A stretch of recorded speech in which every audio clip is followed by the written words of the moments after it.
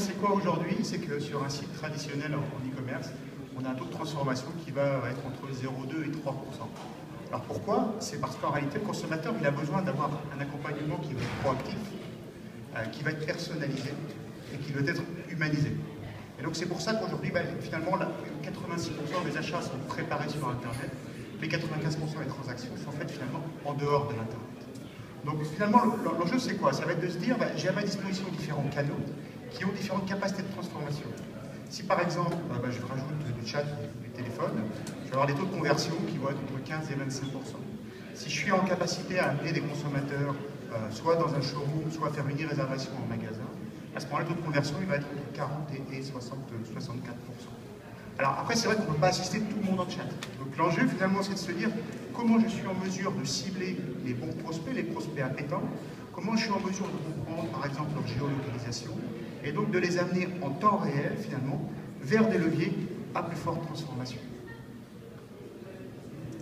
Aujourd'hui, donc, notre enjeu, ça va être de dire qu'on va être capable de cibler 3% des prospects qu'il faut accompagner, et grâce à ces 3% des prospects, on va être en mesure de générer 25% de chiffre d'affaires incrémental. D'accord? Donc comment on fait ça? Alors, on a créé une plateforme SaaS qui s'appelle AdValuePulse, dont l'objet, ça va être d'individualiser en temps réel le parcours du client sur l'ensemble des canaux physiques et digitaux. Comment on fait ça? On va finalement démarrer sur le web, on va chercher à comprendre, à qualifier finalement la navigation de l'internaute d'une part, pour comprendre quelle est son intention d'achat. Est-ce qu'il fait du lèche-vitrine ou est-ce qu'il a véritablement envie de passer à l'acte? Premièrement. Deuxièmement, on va évidemment qualifier son contexte.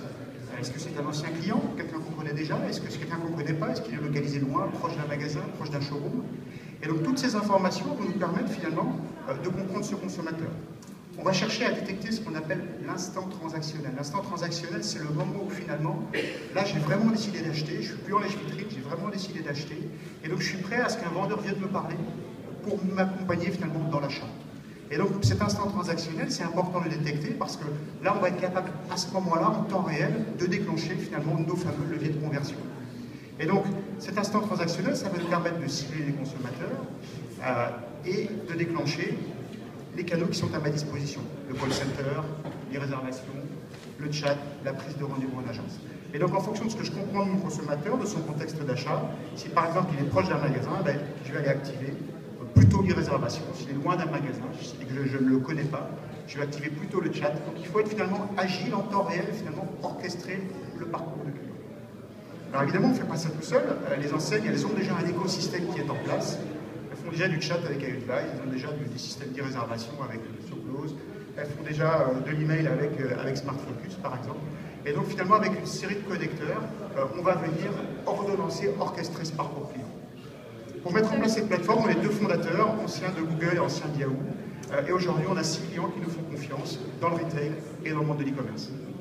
Merci.